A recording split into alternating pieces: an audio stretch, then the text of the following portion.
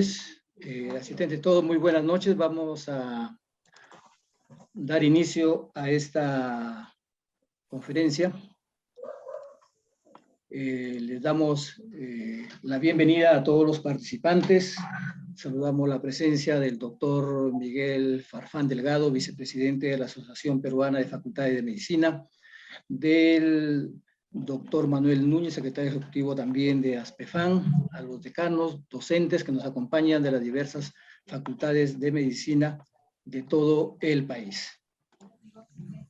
Este evento, Enseñanza de la Anatomía en la Formación Médica, Experiencia de la Universidad Nacional Autónoma de México, UNAM, es organizada por la Red Peruana de Ciencias Básicas de ASPEFAN, que preside el doctor Agustín Isa Stoll, quien se estará comunicando con nosotros en unos instantes.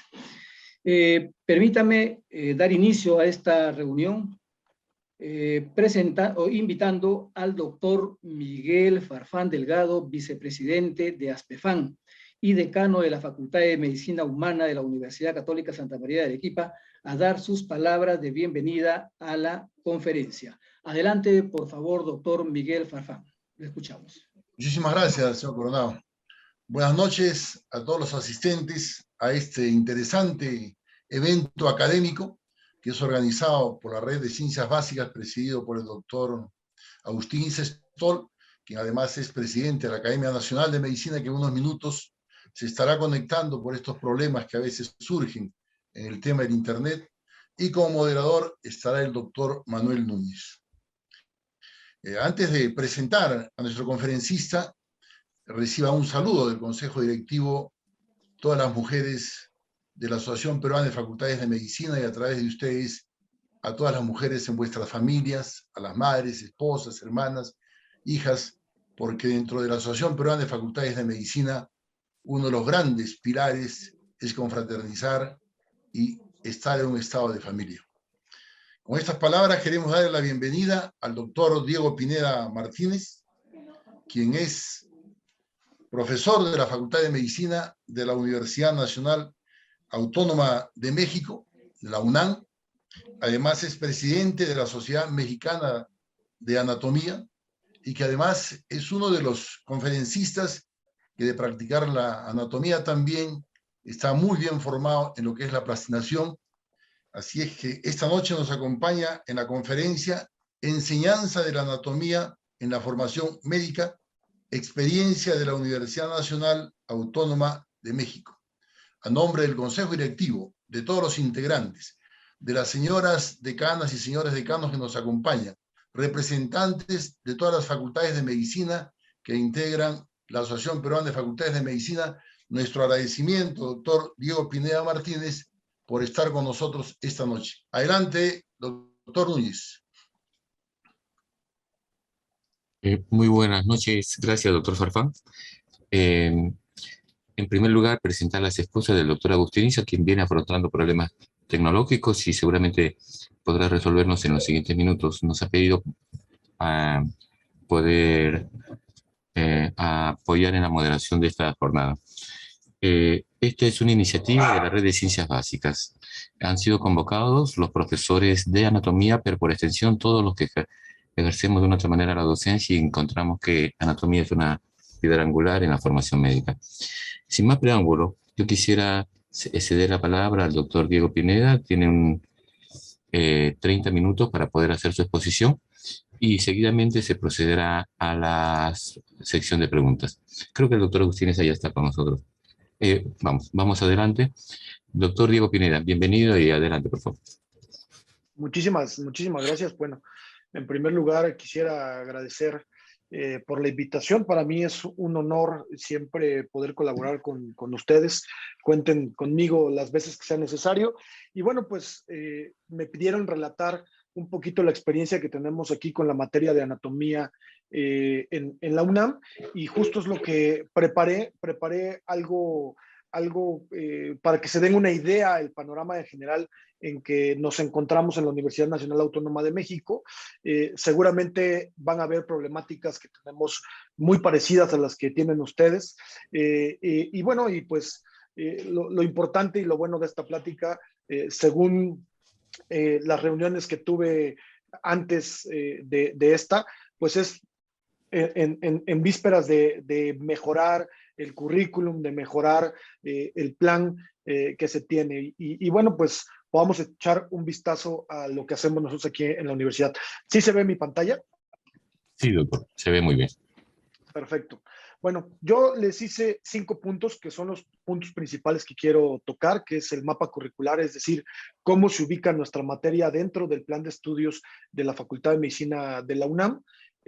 Datos generales acerca de la materia, que son preguntas que seguramente muchos de ustedes tendrán sobre cuál es nuestra matrícula, si utilizamos cadáveres o no utilizamos cadáveres, cómo hacemos la fase práctica, esta parte, ¿no?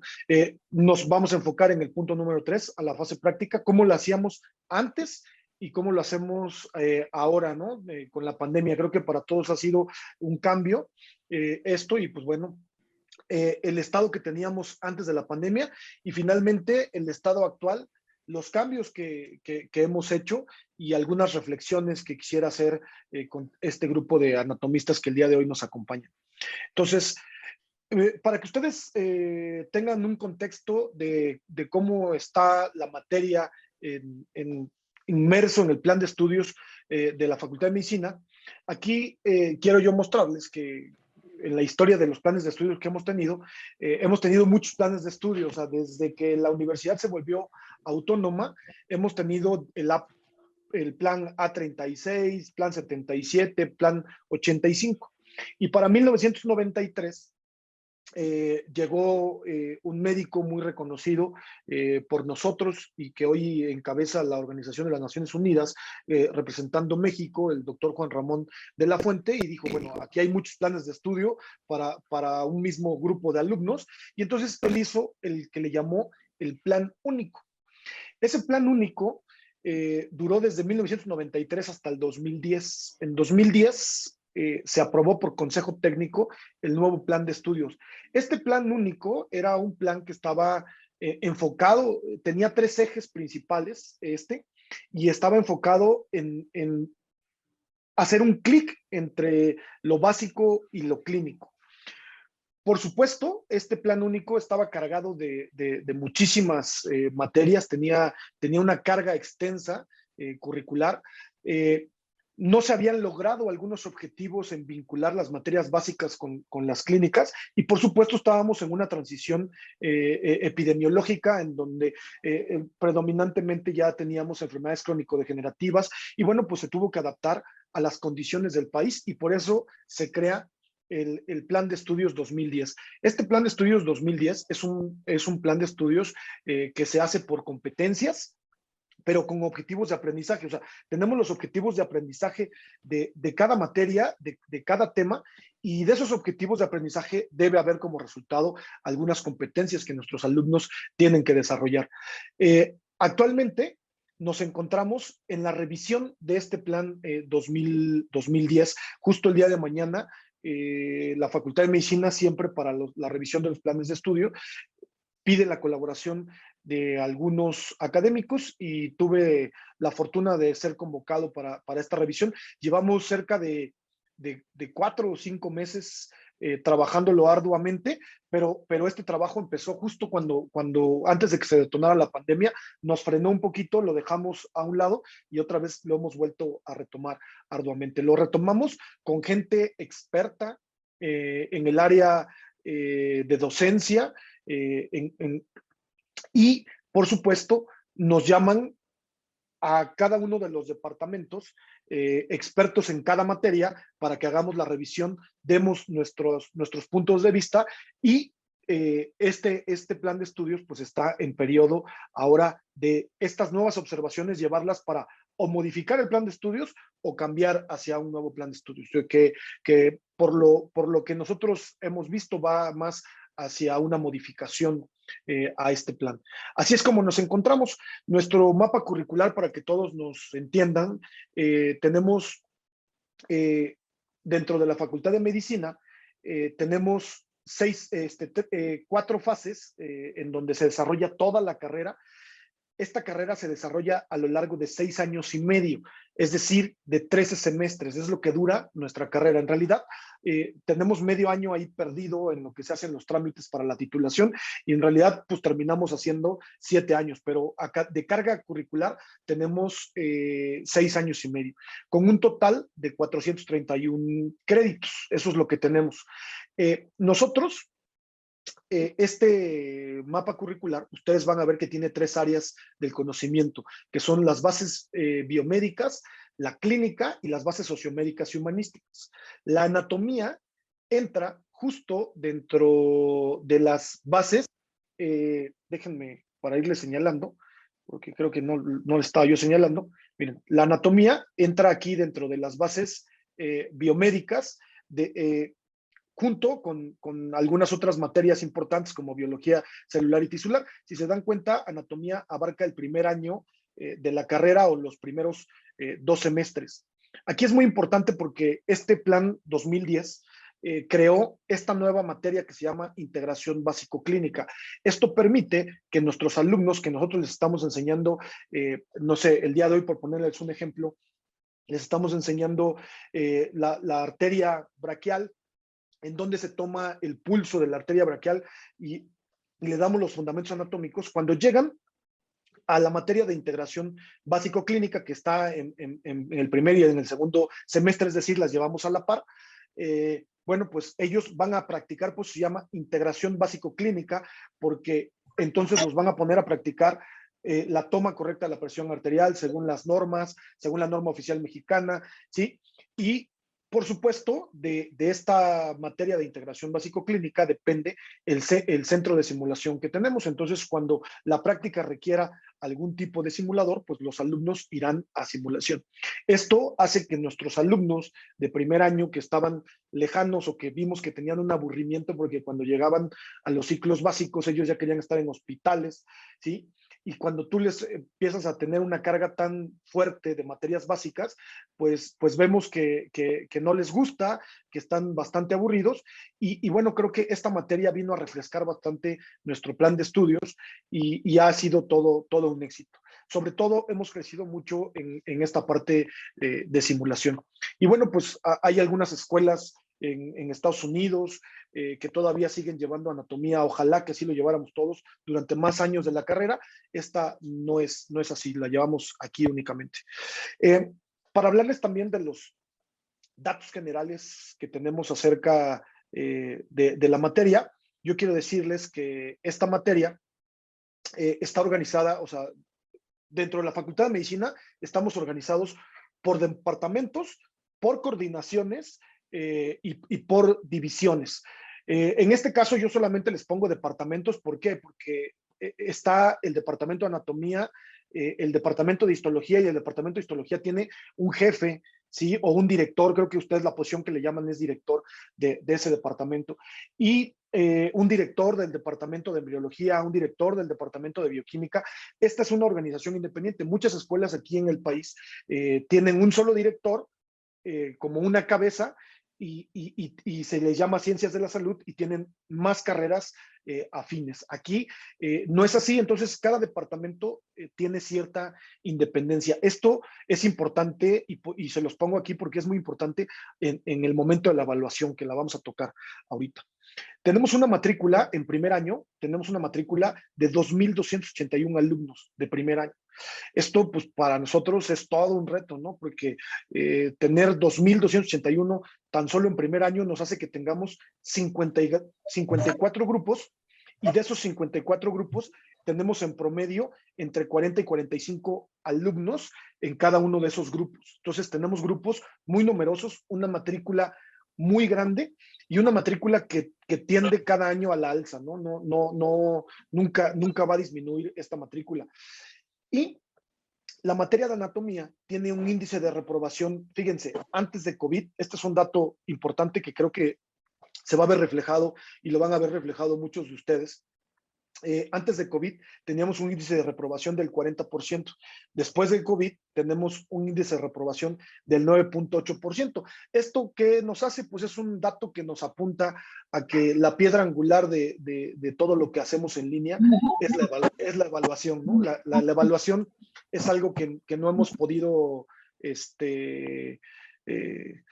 bueno, que nos demuestra que si los alumnos se copian o no, siempre nos preguntamos, ¿los alumnos se copian o no? Pues bueno, mira, aquí tenemos, por más que confiemos, por más que hagamos, pues es abismal cómo estábamos antes de COVID y cómo estamos ahora. Aunque hemos hecho muchas medidas de seguridad, aunque tenemos muchas todavía, pues bueno, creo que esto ha impactado en nuestros índices de reprobación, no porque se trate que la materia de anatomía tenga que reprobar gente, ¿no? Pero sí sabemos que de cierta manera es un buen filtro. En horas en la semana, nosotros tenemos de la materia de anatomía, damos 6 horas a la semana. De esas 6 horas a la semana que damos, 3 de ellas son teóricas y 3 de ellas son prácticas. Las clases teóricas las llevamos a cabo en aulas que están equipadas con pizarrón, con proyector, y en donde podemos echar mano de muchos modelos, podemos echar mano de plataformas, podemos echar mano de acervos para nuestra clase teórica. Está dividida esta parte teórica, a algún profesor le tocará 2 horas un día y 2 días después le toca la hora restante de la parte teórica, y la característica es que estas 3 horas prácticas son juntas. Estas pueden estar subdivididas y dar 1 hora un día, 1 hora otro día y otra hora otro día, pero estas 3 las hacemos de corrido. Y esto es en donde hacemos las prácticas de disección, que ahorita les hablaré un poquito más adelante. Entonces, tenemos 6 horas a la semana. Nuestra carga académica antes de la pandemia tenía 4 unidades temáticas. Ahora, ahorita con la pandemia hicimos modificaciones que se tuvieron que pasar por consejo técnico para hacer estas modificaciones. ¿Cuáles fueron esas modificaciones? En lugar de tener 4 bloques, ahora tenemos unidades temáticas, tenemos solo 3 unidades temáticas. Por ejemplo, hablando de la primera unidad temática, que incluye varios temas, como por ejemplo, generalidades, columna vertebral, cráneo. Esta tiene 13 semanas de duración. Y esas 13 semanas las convertimos en 78 horas que vamos a tener. Nuestra segunda unidad tiene tan solo 8 semanas y 48 horas reflejadas. Y nuestra tercera unidad, que es en la que estamos el día de hoy, en este mes, nosotros acabamos de empezar nuestra tercera unidad temática. Esta tercera unidad temática tiene como temas principales abdomen, pelvis y miembro inferior. Al final, un alumno, esto es lo que va a pasar a lo largo del ciclo escolar, o sea, es decir, a lo largo del año.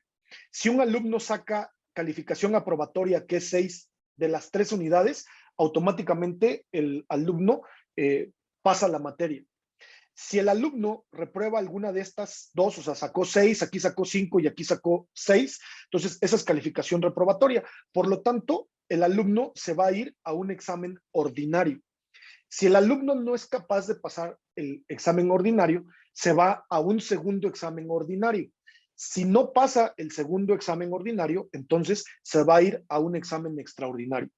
Es decir, solo tiene 3 oportunidades para pasar. Si después de esas 3 oportunidades el alumno no pasa, vuelve a repetir todo el año. Y aquí, como nuestras materias van seriadas y nuestra materia de anatomía es anual, un alumno se puede quedar a recursar solo por anatomía todo el año. Aunque haya pasado sus demás materias, no puede pasar al segundo año y arrastrarlo.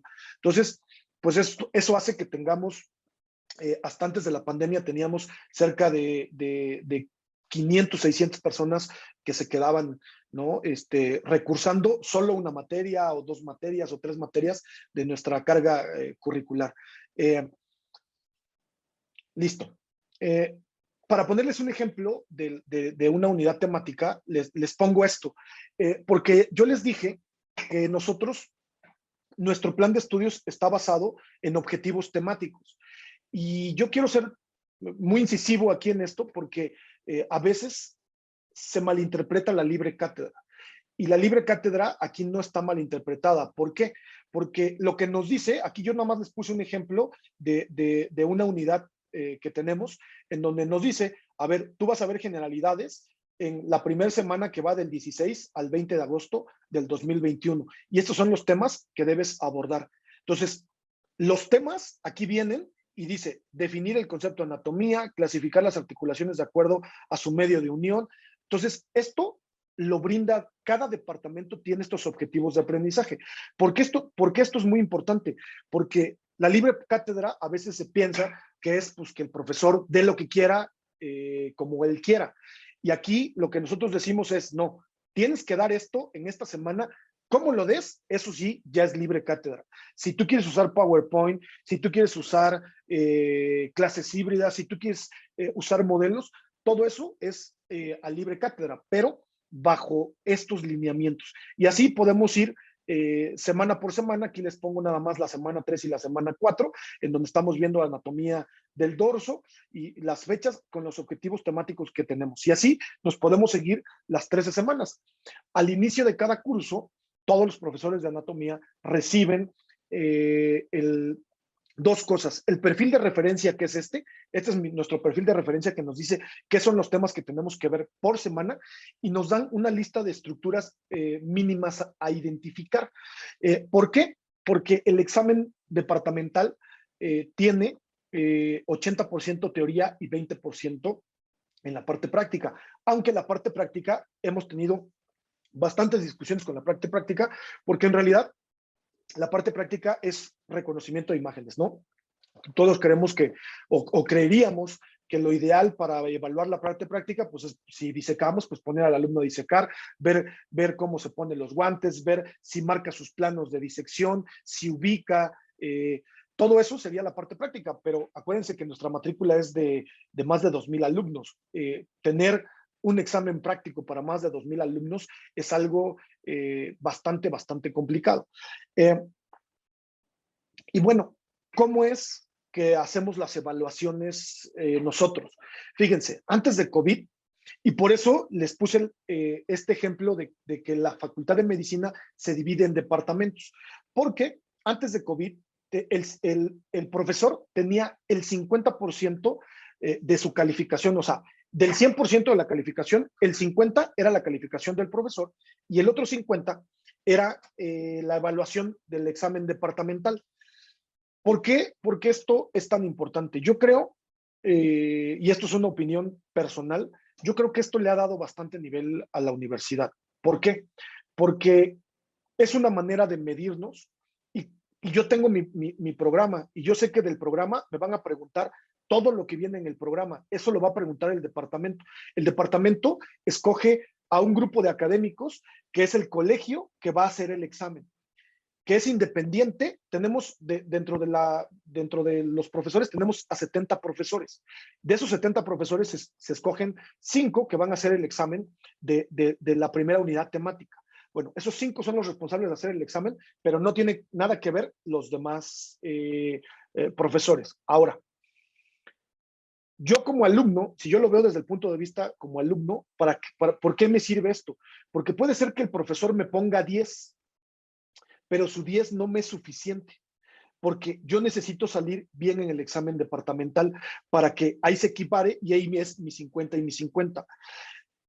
Esto nos ha hecho que acabemos mucho con aquellos profesores que les caen bien y que se la pasan poniendo 10, ¿no? ¿Por qué? Porque le cae bien al alumno. O que reprobó al alumno, pues porque le caía muy mal, ¿no? O porque hubo un conflicto. Después de COVID, tuvimos muchos conflictos en esto, porque pues prácticamente toda la responsabilidad recaía mucho más en el profesor de tener sus clases en línea, de preparar materiales, de tener más cosas. Y entonces se llegó a una votación en donde se cambiaron los criterios de evaluación y ahora la evaluación del profesor equivale a un 70% y el examen departamental solo a un 30%. Por supuesto que esto es algo que se está valorando y que fue una medida únicamente durante el periodo de COVID y ahorita pues que la contingencia para nosotros, estamos en una época donde los contagios han bajado, creo que esto se va a tener que modificar nuevamente. ¿Y por qué es tan importante esto? Quiero que ustedes, les voy a poner un resultado. Este es el promedio de exámenes de la primera mitad de todos los grupos que tenemos. Miren, aquí está del grupo 1 al grupo 127 aquí. La calificación que ustedes ven en morado es el juicio de profesor, es decir, es el 70% de la calificación. Y el examen departamental equivale al 30% y es lo que está en rojo. Les pongo un ejemplo de lo que debería pasar, de lo que nosotros buscamos. Por ejemplo, si nos vamos aquí a este grupo que es el grupo 118, a este, me voy, y resulta que el juicio del profesor es prácticamente igual a que cuando alguien externo, que no tuvo nada que ver con el alumno, le puso un examen y sacó prácticamente lo mismo. ¿Qué nos pasa en algunas cosas contrarias? Vean, por ejemplo, este grupo, el 1124. El juicio de profesor está aquí en un promedio de 9.86. O sea, ¿qué quiere decir? Que este profesor le está poniendo prácticamente 10 a todos sus alumnos. Pero cuando yo le pongo un examen a sus alumnos, sus exámenes tienen un promedio de 6.4. Esto nos permite a nosotros valorar si aquí se está haciendo una buena actuación o no una buena actuación. O vean aquí el caso contrario. Aquí el profesor le está calificando más bajo al grupo y el grupo está saliendo más alto en los exámenes departamentales. Entonces, este análisis siempre nos ha servido mucho pues para acabar con esto, ¿no? De los profesores que siempre ponen 10, que no hacen una evaluación, y bueno, pues ha sido algo para medirnos muy bueno. ¿Qué bibliografía utilizamos nosotros en la Facultad de Medicina? Nuestra materia es una materia que es con orientación clínica. Sabemos, yo soy anatomista, me encanta la anatomía y creo que los mejores libros de anatomía no son por mucho estos, pero esto nos sirve a un anatomista, ¿no? A un alumno de medicina que ahorita, como ustedes vieron en el mapa curricular, un alumno de primer año lleva 8 materias. Ponerle un libro de anatomía descriptiva, pues es condenarlo a que nunca termine el tema, ni él ni nosotros podamos avanzar como profesores en los temas. Además, hemos visto que la anatomía que no tiene orientación clínica es una anatomía que cae en desuso, que cae en aburrimiento, que al alumno se le hace tediosa, que el alumno odia la materia, odia al profesor, y entonces pues nos hemos enfocado únicamente a esto. Cuando pasamos del plan único al plan 2010, hicimos un core curriculum, es decir, eliminamos pues la gran mayoría de temas que dijimos, pues no me van a servir absolutamente de nada en la práctica clínica para el médico general que yo estoy formando.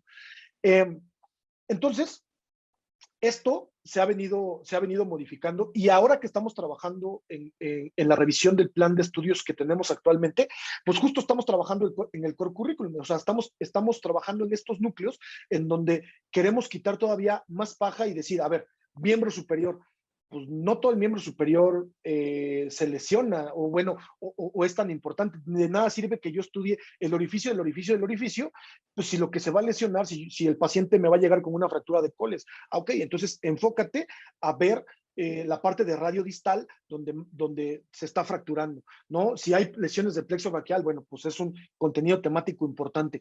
Así es como lo hemos ido decidiendo estos contenidos temáticos. Tenemos como principales 2 libros, el Gray para estudiantes y el Moore. Son libros que conozco bastante bien. Yo participo en estos 2 como revisor científico. Entonces, los conozco, me gustan por la orientación clínica que tienen, pero también reconozco que no son los mejores libros de anatomía. Pero para las condiciones actuales que tenemos, pues por supuesto que son buenos libros. Tenemos también de neuroanatomía, utilizamos el SNEL, otro más que es una guía fotográfica de división del cuerpo humano, y nos apoyamos con estas Sectra, ¿no? Que yo creo que muchos de ustedes los tienen, algunos les llaman, la marca es Anatomatch, estas son Sectra las que nosotros tenemos aquí. Ahora, ya paso a cómo hacemos nuestra parte práctica nosotros. Para la fase práctica, contamos con un acervo. Este es un acervo que hemos ido haciendo a lo largo de los años, en donde tenemos una colección ósea bastante importante. Como ustedes pueden ver, dentro de estos van a encontrar modelos reales, modelos de resina, lo mismo con estas. Tenemos material suficiente para los 54 grupos que tenemos. No solo tenemos modelos de estos, tenemos modelos también plásticos. Aquí por ustedes pueden ver algunos y no le pude tomar la foto completa al área, pero aquí abajo hay huesos independientes. ¿Qué quiere decir? Que si yo como profesor estoy viendo miembro superior, voy y le pido al acervo, dejo mi credencial y con esa credencial me dan un número, entonces yo puedo ir con ese número o puedo pedir 30 húmeros o 40 húmeros para los 40 alumnos que tengo y enseñarles ahí con el hueso. O el alumno puede ir y dejar su credencial y sacar un cráneo, y ese cráneo no se lo puede llevar a su casa, únicamente es préstamo ahí en la sala, o sea, en las aulas de disección o en las aulas de teoría, y luego antes de irse a su casa, pues tiene que devolverlo. Entonces, con esto nosotros complementamos bastante la parte práctica. Tenemos aulas de disección. Estas aulas de disección, y aquí les puse antes de COVID no estaban estos. Hace algunos años yo participé en el diseño de cómo íbamos a quedar con estas aulas. Se remodeló todo y nos gustó mucho cómo quedó, cómo estaba pensado y cómo lo hacíamos antes. Miren, todas estas paredes que ustedes ven, todas estas paredes son pizarrón. Entonces, el alumno y el profesor puede llegar y puede rayar todo lo que está aquí. Bueno, el alumno entra por este pasillo y todas estas ven que tienen manijas porque se abren y ahí pueden depositar sus mochilas. Entonces, de entrada, pues funcionan como lockers en la parte posterior y en la parte anterior todo esto es pizarrón. Característica número 1. Característica número 2, tenemos sistema de inyección y extracción que evita que tengamos malos olores. Todos lo que manejamos es donde va a contener material biológico, es acero inoxidable grado médico, como lo marca la norma aquí en México, pero supongo que para ustedes aplica exactamente lo mismo. Y bueno, antes de COVID, ¿cómo trabajábamos? Aproximadamente le dábamos entre 2 y 3 cuerpos por grupo. Y acuérdense que los grupos que tenemos son entre 40 y 45 personas. Entonces, esto está pensado porque estas mesas vienen en espejo, es decir, aquí se pone una mesa, aquí enfrente, donde está la tele, está otra mesa. Aquí donde está la tele va otra mesa y aquí va otra mesa. Es decir, tenemos 3 de este lado y 3 de este lado para trabajar en espejo. Yo como profesor, si tengo 3 cadáveres, con uno, yo estoy trabajando con un grupo de alumnos, puedo conectar una cámara, esa cámara se conecta a la red de todas las televisiones y el alumno no tiene que estar encima de mí viendo cómo diseco, él lo ve a través de la pantalla, voltea a ver arriba y me va siguiendo cómo voy. Por supuesto, por la cantidad de alumnos, 3 cuerpos en una sala de disección o 2, pues es insuficiente.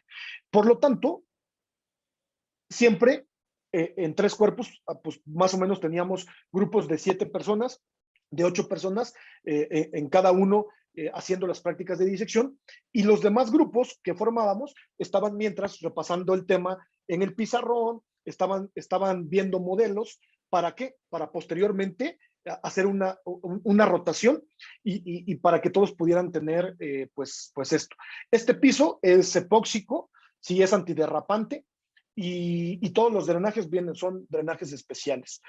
Esta es un aula de disección, tenemos 5 aulas exactamente iguales. ¿Y qué es lo que pasa después del COVID? Después del COVID, nosotros gracias a una iniciativa que tuvieron los departamentos de histología, de anatomía y de embriología, es que se unieron para hacer algo que les llaman prácticas transversales. Sí, estas prácticas transversales empezaron apenas. Recién empezó el año. ¿En qué consisten estas prácticas transversales? En esta misma aula, o sea, esta misma aula está aquí dividida. Si ustedes ven, aquí hay microscopios. ¿Por qué? Porque el departamento de histología se encarga de mandar a un profesor y lo pone aquí para que cuando yo mande un grupo de alumnos, los alumnos estén aquí al microscopio. El departamento de embriología se encarga de ponernos un profesor aquí Y entonces el profesor empieza a explicar. Y nosotros, como anatomía, estamos aquí en 2 cadáveres que ya no les hacemos disección porque para ahorrarnos ese tiempo, lo que hicimos fue disecarlos. Y entonces ahora hacemos prosección, es decir, el alumno viene e identifica estructuras que previamente yo ya disequé y que quiero que reconozca en el cadáver. Lo podemos hacer aquí y los estudios de imagen lo dejamos a la SECTRA. SECTRA está cargado con estudios de imagen, pero también con estudios histológicos. Entonces, histología también puede utilizar esta SECTRA. ¿Cuál es lo importante aquí? ¿Por qué se llaman prácticas transversales? Porque si todos estamos, o sea, todos tenemos que estar viendo el mismo tema. Entra mi grupo y yo aquí en el cadáver les estoy dando la práctica de estómago, por ejemplo. Entonces estamos viendo el estómago, estamos viendo cómo está disecado, estamos viendo sus curvaturas, todo lo estamos viendo a nivel anatómico. Aquí vemos el estudio de imagen. Histología está viendo los cortes histológicos de estómago y embriología le da cómo rota, cómo hace, de tal manera que estamos abarcando 3 materias morfológicas para el mismo tema, ¿no? Independientemente de esto, ellos van a llegar a su materia de integración básico-clínica y bueno, van a tratar de integrar las materias básicas. Entonces, estas prácticas en realidad han gustado mucho, hemos tenido muy buenos comentarios de los alumnos que han tomado estas prácticas. Los profesores también de los departamentos están contentos. Creemos que es la mejor manera de integrar y yo creo que son de las cosas que llegaron para quedarse. ¿Por qué? Porque al final los cadáveres, ahorita tocamos el tema de los cadáveres, pero los cadáveres, al ser insuficientes para la matrícula que tenemos, pues tenemos que optar por hacer este tipo de rotaciones. Qué mejor que se integre en esas mismas 3 horas para todos. Y, por ejemplo, el día de mañana yo tengo práctica y entonces la práctica que voy a tener es de miembro inferior. Entonces, cuando yo esté viendo miembro inferior, todos nos vamos a acoplar a miembro inferior. Eso es lo que vamos a hacer. Eso es referente a la parte práctica. Ahorita, si quieren, pasamos a la parte de las preguntas. Vayan anotando y haciéndolas para que podamos platicar, porque no se trata de una conferencia, sino más bien de platicarles las experiencias que tenemos. Ahora, estos cambios, hemos tenido muchos cambios para bien. Yo por eso aquí le pongo logros. Para nosotros más que cambios son logros. Para mí, este combo de estas 3 cosas es el combo ganador. ¿Por qué? Hace 5 años, en 2016, no más, poquito más, creamos este programa que es el programa de donación de cuerpos. ¿Por qué? Cuando empezamos a ver que había una falta de cuerpos para la ciencia, nos dijimos, ok, ¿de qué nos sirve tener unas aulas tan bonitas de disección? ¿De qué nos sirve tener infraestructura para hacer plastinación si no tenemos cuerpos? Entonces, la materia prima no la tenemos, ¿no? Entonces dijimos, ok, vamos a trabajar para que esto pues no llegue el momento en el que aumente tanto la matrícula que cada vez sea más insuficiente. Hemos tenido muy buenos resultados con el programa de donación de cuerpos, nada más para que se den idea y para que ustedes lo piensen, si piensan en un programa de donación de cuerpos, nosotros a través del programa de donación hemos recibido más de 130 cuerpos, ¿no? En 5 años. Yo supongo que muchos de ustedes que son de diferentes escuelas, pues piénsenlo así. Imagínense que en 5 años hayan llegado 130 cuerpos para ustedes. Para todos los que somos anatomistas, pues nos brillan los ojos, ¿verdad? ¿Por qué? Porque pues esto es un material de un valor incalculable. Entonces, para nosotros esto fue un acierto muy grande. Luego, las fórmulas de preservación las tuvimos que cambiar. ¿Por qué? Hay mucha gente que está en contra de la disección. Yo pongo mi postura y mi postura siempre es en pro de la disección. No va a haber nada que pueda sustituir al cadáver. Las condiciones, por supuesto, no me puedo aferrar a el cadáver, si no hay, ¿no? O sea, tengo que buscar otras alternativas. Eso también es algo que pasa. Hay mucha gente que está aferrada, pero no tiene. Y pues no le van a caer del cielo, ¿no? Entonces, tiene que adaptarse a otras condiciones. Pero una de las cosas que hacía que cayera en desuso los cadáveres es que teníamos una mala técnica de preservación. Los cadáveres estaban acartonados, cuando uno quería disecar no se podía disecar, todo se veía igual, y bueno, pues al momento de cambiarlo, esto dio un giro completamente porque nos empezamos a dar cuenta que las estructuras se veían maravillosas y bueno, y pues incluso nosotros seguimos sosteniendo que el mejor simulador que podemos tener hoy en día es el cadáver. ¿Cuánto gastan las empresas en hacer pues que parezca que pasas la piel, que parezca que entras a una cavidad? Pues aquí tenemos cuerpos que podemos hacer eso. Hemos logrado muy buena preservación, eso ha cambiado. Entonces, teniendo cuerpos, pues podemos hacer buena preservación. Y teniendo estos dos, pues podemos generar material propio y no depender de otras. Eso es el reto principal que hemos tenido en esta pandemia. Hemos crecido en acervo propio para no depender tanto de otras empresas que pues es carísimo mantener sus licencias, es carísimo, y sus imágenes tampoco son tan buenas, o sus imágenes no están pensadas en los objetivos de mi plan de estudios, o en el objetivo que yo tenía como profesor, o sea, están pensados en el objetivo que tiene pues quien lo hizo, ¿no? Entonces, ¿cuál es la ventaja de generar nuestro propio material? Pues que lo hacemos con los objetivos, en este caso, nosotros lo hacemos con los objetivos temáticos de nuestro plan de estudios. De aquí que ha salido modelos en 3D y en realidad aumentada, atlas, también para alimentar nuestro banco de preguntas, videos interactivos, plataformas que ahorita les presentaré. Entonces, yo, además de presentárselos, yo les diría que esto es un combo que siempre va a tener buenos resultados, ¿no? Aquí les pongo un ejemplo de los cambios. Fíjense, antes teníamos una fórmula que le llamamos fórmula tradicional, que está basada en formol. Esta fórmula tradicional basada en formol, vean, tiende a acartonar el cuerpo, tiende a darle el mismo aspecto. Y por supuesto que el alumno no ve lo mismo cuando va a una cirugía. Y entonces, cuando nosotros hacemos esto, miren, yo les quiero poner, este es un video. Quiero que vean cómo es más fácil fracturarlo cuando yo lo quiero flexionar que realmente logre la flexión. Vean, la piel es dura, los músculos son duros y vean, si yo sigo insistiendo, lo voy a fracturar. ¿Qué es lo que hicimos? Cambiamos la fórmula. Esta es una fórmula que patentamos nosotros aquí en la universidad.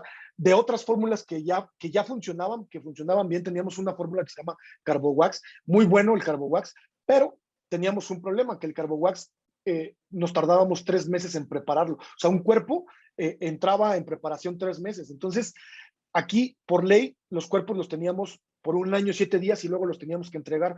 Tardarnos 3 meses nos quitaba de ese año, pues bastante. Y si el cuerpo nos lo dieron en periodo vacacional, pues habría que esperar los meses del periodo vacacional, o diciembre se topaba, y entonces ya no solo nos tardábamos 3 meses, sino 4 o 5, y entonces pues no le sacábamos el provecho que queríamos.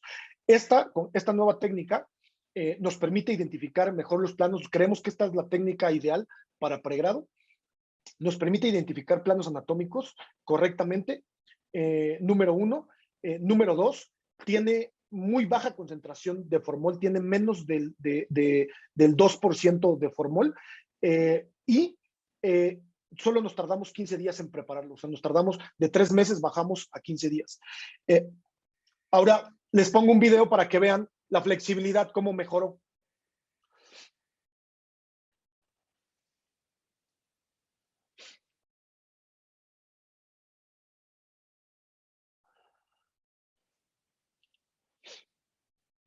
Ahora, ya que hacemos disección, quiero que vean que esta fórmula nos permite hacer disección por planos. Aquí puedo ver cómo está la piel, aquí me traigo la fascia superficial y la fascia profunda después aquí, y yo puedo ver los músculos, la vaina de los rectos, aquí puedo ver, los quito, y además hacemos algo que se llaman técnicas anatómicas, en donde hacemos tinciones musculares y hacemos muchas otras cosas con tal de mejorar la identificación de las estructuras. Aquí vean, hicimos una disección por planos hasta llegar al peritoneo. Entonces, esto nos lo permite, se ve mucho mejor, y aquí quiero que vean este video cómo pues la piel, vean la piel cómo tiene mayor flexibilidad, y es justo de las mismas fotos es este video, pero se los pongo en video para que vean que no les mentimos en ese sentido. Miren.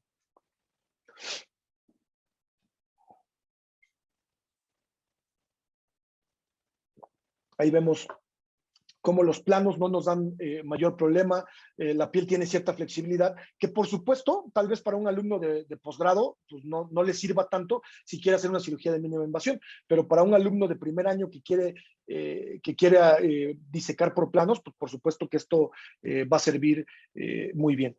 Esto es lo que hacemos en pregrado. Para posgrado, tuvimos que mejorar las fórmulas y hacemos una fórmula que es a base de solución salina, o sea, le ponemos solución salina saturada, mucha sal. Y por ejemplo, este es un cuerpo que tiene más de 6 meses que llegó con nosotros. Y vean,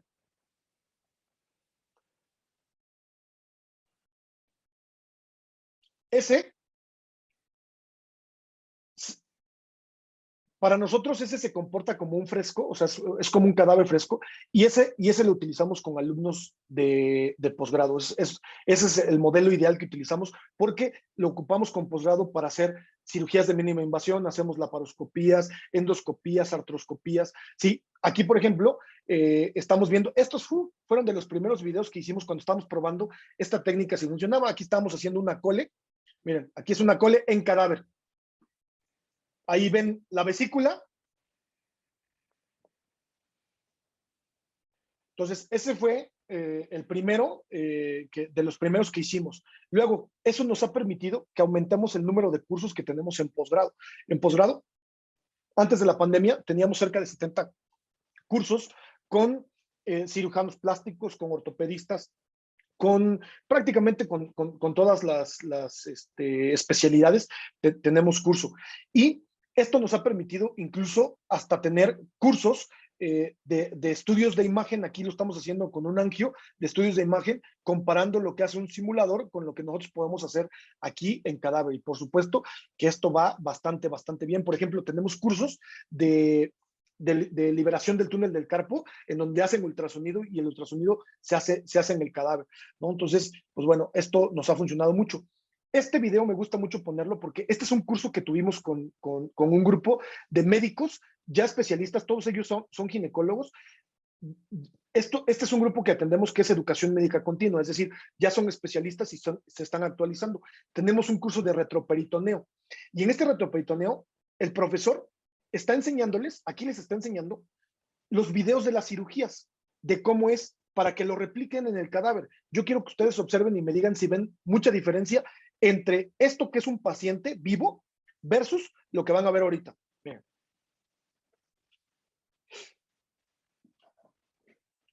Ahí ya es en cadáver y vean los tejidos.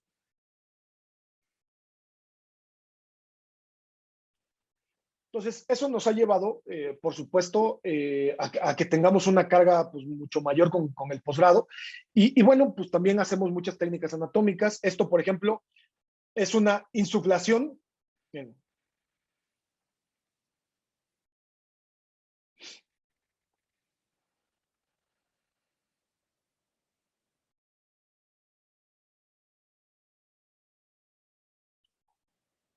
Eso que ustedes vieron fue una técnica que se llama insuflación. Hicimos una variación a la insuflación y entonces los pulmones nos quedaron para poder pues ver no solamente la parte anatómica, sino la parte fisiológica del pulmón. Tenemos algunos otros que se hacen, que son inyecciones con látex. Y estas técnicas anatómicas nos permiten además pues, que podamos identificar de mejor manera todo esto. Vean, por ejemplo, aquí, vean lo que hicimos aquí, inyectamos con látex, esto es en vísceras humanas, ¿no? Entonces, para un alumno que sabemos que, por ejemplo, la diferencia entre yeyuno e íleon es la principal diferencia, la tenemos en la vasculatura, pues bueno, pues esto pues es algo importantísimo. Aquí, por ejemplo, este es un simulador que hicimos. Por eso se estaba automatizando.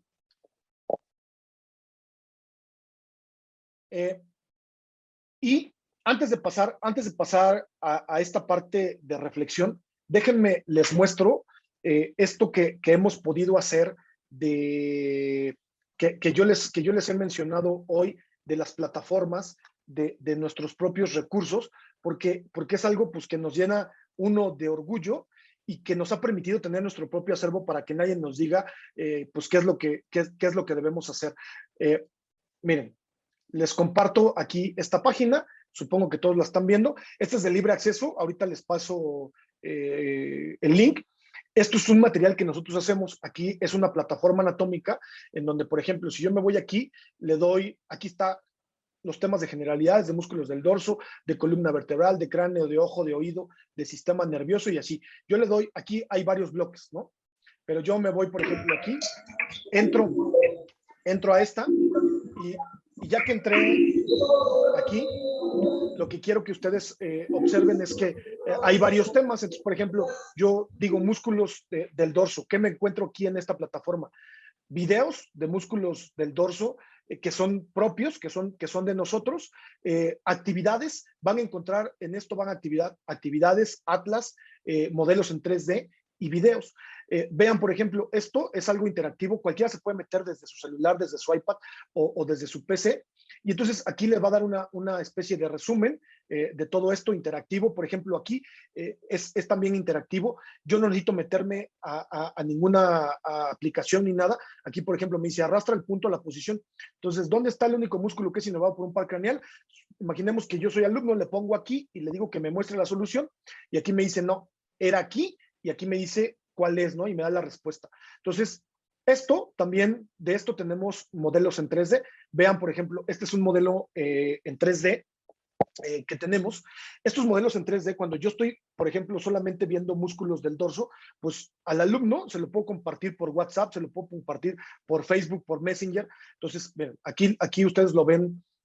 Aquí yo le pongo estos para saber o para identificar acá, me lo puedo llevar a pantalla completa. Miren, ahí me lo llevo a pantalla completa para que ustedes vean esto que hicimos. Primero disecamos, ya que disecamos, lo convertimos en un modelo en 3D. O sea, esto no es renderizado, esto no es de computadora, esto es un cuerpo real que lo disecamos. Y entonces nos permite girarlo en 360 grados. Aquí, pues evidentemente, no queríamos los 360 grados, solo queríamos esto.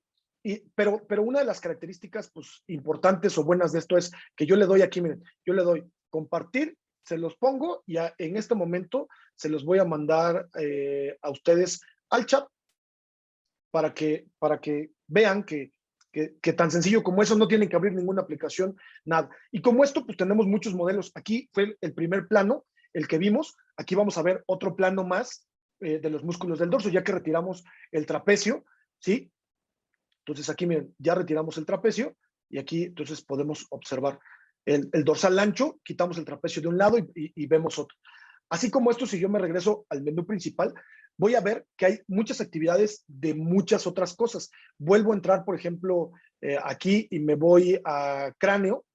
Entonces, si me voy a cráneo, voy a ver que, por ejemplo, hay actividades como estas, ¿no? Estructuras de la base de cráneo. Yo le doy aquí donde está el más y me dice que yo tengo que escoger aquí dónde está. Estos son para actividades formativas, no tiene un fin sumativo, sino un fin formativo. Entonces yo, por ejemplo, le hago aquí como alumno, me meto, le doy revisar y me dice, no estás bien. Entonces, esto es para que lo hagan las veces que quieran.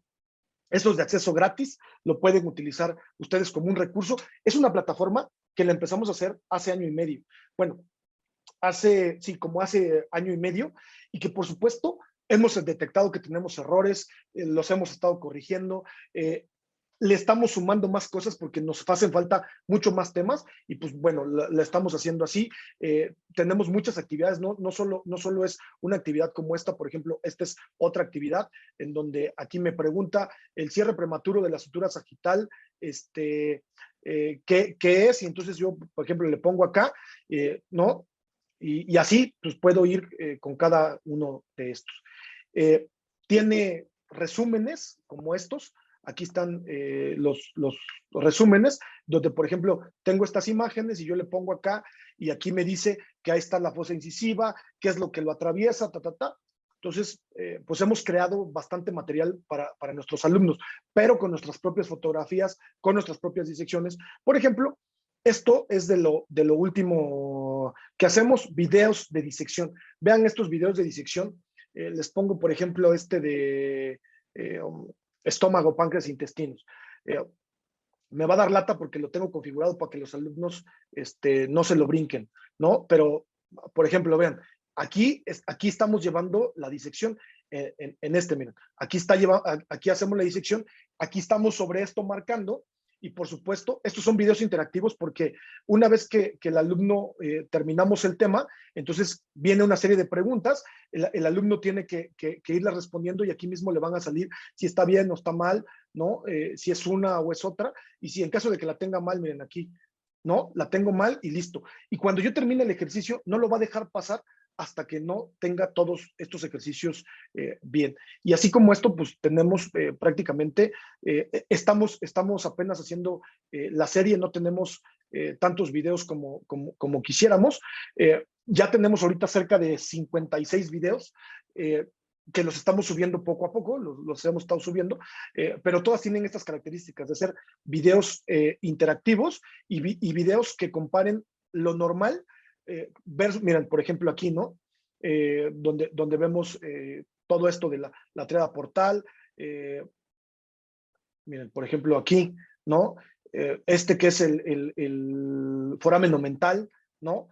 Cómo están sus límites y todo. Entonces, hacemos este tipo de videos. Esto nos ha ayudado mucho a no depender de comprar licencias, de comprar algunas cosas.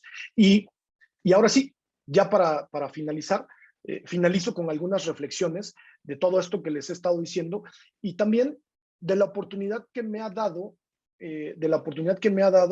pues el estar a cargo de un departamento y trabajar no solo con alumnos de pregrado, sino también con alumnos de posgrado. Esto me ha llevado a estas reflexiones que quiero compartir con ustedes. Déjenme. Ahí creo que ya la ven. Bueno, en primer lugar, yo quiero decirles que en esta posición en la que yo estoy, en donde veo a pregrado, a posgrado, veo que el alumno que cursa la materia de anatomía sale y se va a la residencia. Y cuando sale a la residencia se da cuenta de las deficiencias que tuvo en anatomía y regresa aquí. O sea, somos una materia fundamental. Siempre estos regresan a pedirnos, déjanos disecar, por favor, queremos hacer esto. ¿Por qué? Porque evidentemente primero no tenían la madurez suficiente para saber la oportunidad que estaban dejando pasar. Y si ya salieron, aún así salen y quieren pues ahora formarse en endoscopía, mejorar su práctica y pues regresan con nosotros. Entonces, esta es una materia truncal, pero truncal. Y yo diría que la importancia de la anatomía pues no solo está en la carrera, sino está en la medicina como tal, ¿no? En la formación profesional. ¿Qué es los retos que yo he visto cuando empecé a trabajar con posgrado? Una, que a nuestros alumnos nosotros le enseñamos esto, ¿no? O sea, ¿qué le enseñamos? Le enseñamos el esófago, cómo lo vamos a ver, prácticamente estamos haciendo ahí una anatomía abierta, pero el alumno lo que ve cuando llega a la clínica es esto, o sea, es un estudio de endoscópico. Y aquí les pongo varios ejemplos de lo mismo, de lo que nosotros enseñamos, lo que el alumno aprende, que es esto, nariz y senos paranasales, y cuando llega a la clínica, él ve esto. Vean aquí otro ejemplo más, el corazón, y cuando el alumno llega, ve este tipo de estudios. Otro y último ejemplo que les pongo es esto. Nosotros les enseñamos todos estos y les puse imágenes clásicas, ¿no? Les puse imágenes de Netflix, porque son las imágenes que tenemos, pero esto ha cambiado, ¿no? Y entonces yo la reflexión que quiero hacer con ustedes es, ¿la anatomía ya cambió? Yo les digo, desde mi punto de vista, la anatomía no ha cambiado, pero cambió la perspectiva, la forma en la que la veo. Antes entraba y hacía cirugía abierta, ahora entro y entro a través de 3 puertos. Y bueno, ya evolucionó y ahora son 2 puertos. Ya evolucionó y ahora lo veo a través de un puerto. Y yo, cuando trabajo con residentes, me doy cuenta que el residente entra y no sabe qué está arriba, no sabe qué está abajo, no sabe, está completamente perdido. ¿Por qué? Porque le cambié lo que yo le enseñé, que era una anatomía completamente abierta, a una anatomía endoscópica. Yo creo que si no nos adaptamos a estos cambios, el alumno va a seguir desilusionándose con la anatomía, no le va a ver ningún enfoque, pero también nosotros nos estamos retrasando en ese sentido. Muchísimas gracias y ahora sí, si quieren, platicamos. Doctor Pineda, muchas gracias. Agustín Isa lo saluda. Disculpe que puede por problemas técnicos no estar al inicio, pero escuchado. Un gusto saludar al doctor Pineda, nuevamente, después de algunos días. Muchísimas gracias, doctor Agustín. Qué excelente charla, doctor Pineda. Excelente. Yo creo que la experiencia de la UNAM es definitivamente muy, muy buena y le agradecemos la gentileza que ha tenido de mostrarnos el camino que han seguido para asociar la enseñanza de anatomía a la parte de la práctica profesional. Y ese es uno de los problemas serios que tenemos en todas las facultades de medicina. Nosotros vamos a tener, estimados amigos que nos acompañan, unos buenos minutos para hacerle preguntas al doctor Pineda. Como no puedo verlos a todos simultáneamente, les pediría que hagan sus preguntas por la chat. Tienen abajo en la parte inferior, en el chat, escriban sus preguntas y yo las voy a trasladar al profesor Pineda, que ha tenido la gentileza de ayudarnos y darnos la experiencia. Doctor Pineda, comenzamos. Yo tengo aquí algunas preguntas, pero me gustaría antes un comentario sobre esta enseñanza integrada de anatomía, embriología e histología. Esa enseñanza integrada nos las ha mostrado usted muy bien en unas prácticas, ¿no? Donde el alumno hace la parte anatómica, la parte histológica y la parte embriológica. Pero están integradas en la enseñanza teórica también. Son cursos, o sea, ¿es un solo curso de las tres áreas o son tres cursos que tienen prácticas conjuntas? Y la segunda pregunta es, ¿cuánto representa la parte práctica en la nota del estudiante?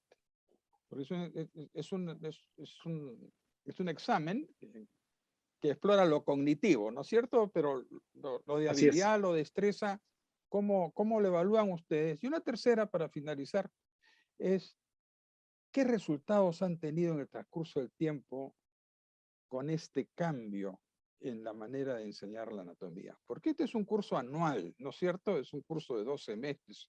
Por lo que he visto son 33 semanas, o sea, es un curso de 8 meses, de 2 semestres. ¿Cómo les ha ido en estos años desde que comenzaron a cambiar esto ahora? ¿Van mejor? ¿En qué han mejorado? ¿Qué ha sido más útil para los profesores y para los estudiantes? Yo creo que esa experiencia de la UNAM es muy valiosa. Le agradecería algunos comentarios, doctor Pineda. Mientras tanto, por favor, escriban sus preguntas, estimados colegas, para trasladárselas yo al doctor Pineda. Adelante, doctor Pineda, y gracias nuevamente. Claro que sí. La primera pregunta que me planteó era si eran 3 programas diferentes. Sí, anatomía tiene su propio programa, histología tiene su propio programa, embriología tiene su propio programa, pero vamos de manera sincrónica, es decir, paralela. Exacto. Si yo en anatomía estoy viendo digestivo, histo tiene que estar viendo sistema digestivo, ¿no? Entonces, eso hace que a pesar de que sean programas diferentes, yo los esté viendo en esta misma línea, ¿no? Entonces, en ese sentido, seguimos esa misma línea. Okay. La pregunta número 2 que me hacía era el porcentaje que tiene la evaluación práctica. Tiene un porcentaje de un 20%, ¿vale? La evaluación práctica. 20% de la nota total. De la nota total. Ok. ¿Y las experiencias en cuanto a la evolución? ¿Cómo se adecuaron los profesores y los estudiantes a estos cambios? Porque esa es una de las dificultades que todos tenemos cuando queremos hacer cambios, ¿no? Uno está acostumbrado a hacer las cosas de cierta manera y si se las quieren cambiar, entonces requiere de un poco de convencer a los profesores de que este es un sistema que realmente puede ser mejor. Me gustaría su experiencia con ese tema. Por supuesto. Pues bueno, en primer lugar decirle que como en todos los países y como en todas las escuelas y como en todo, hay cierta resistencia al cambio, ¿no? O sea, los cambios no siempre gustan. ¿Qué es la experiencia que nosotros tenemos? Es que la primera resistencia que hubo empezó a crecer nuestra matrícula y cada vez los cadáveres nos hacían más falta, ¿no? No alcanzaban para todos los profesores. Y los profesores seguían montados en querer solo disecar y solo disecar y solo disecar. Entonces, nos ha costado trabajo, pero creo que nos ayudó la pandemia. Ahorita esto nos ayudó a decir, oigan, hay otras herramientas que no sustituyen al cadáver, pero que nos pueden ayudar, ¿no? Por ahí vi en el chat que ponían Visible Body, hay otro que se llama Complete Anatomy, estas mismas Sectra, hay muchas herramientas que nos pudieran ayudar a sustituir. Entonces, el profesor, pues, estaba como sentado esperando que la universidad le resolviera el problema del déficit de cadáveres y no se ponía a buscar otras maneras, a pesar de que se les daban cursos y todo. La pandemia nos ha ayudado a esto, porque pues a pesar de que yo creo que todos vivimos cierta resistencia al principio, pues hoy en día esto es... No sé si sigo conectado. Ah, sí. Perdón, Sí, es sí. que me dijo que se había cerrado la sesión. Al principio hubo cierta resistencia, pues después cada vez uno se fue volviendo más tecnológico y más tecnológico y más tecnológico. Difícilmente hoy no saben usar, o sea, hoy la mayoría sabe usar Zoom, la mayoría sabe por lo menos moverle al iPad. Entonces, creo que eso nos ha ido ayudando. Y bueno, pues las experiencias que hemos tenido es buena. ¿Qué reafirmamos nosotros? Reafirmamos varias cosas. Una, que las prácticas transversales son lo mejor, que no puede una materia estar dando neuro y otra estar dando miembro inferior, sino que deben ir a la par. Eso creo que es importantísimo. Dos, que la simulación es esencial en la práctica médica, ¿no? Desde que nosotros tenemos la parte de simulación, vemos cómo ha mejorado nuestra práctica médica. Y número tres, que le podemos hacer frente a cualquier cambio que venga y que nos podemos adaptar a cualquier circunstancia. Entonces, eso nos ha resultado bastante bueno a todos nosotros. Quisiéramos todos tener muchos cadáveres para disecar, quisiéramos tener grupos pequeños, pero nos hemos podido adaptar bien.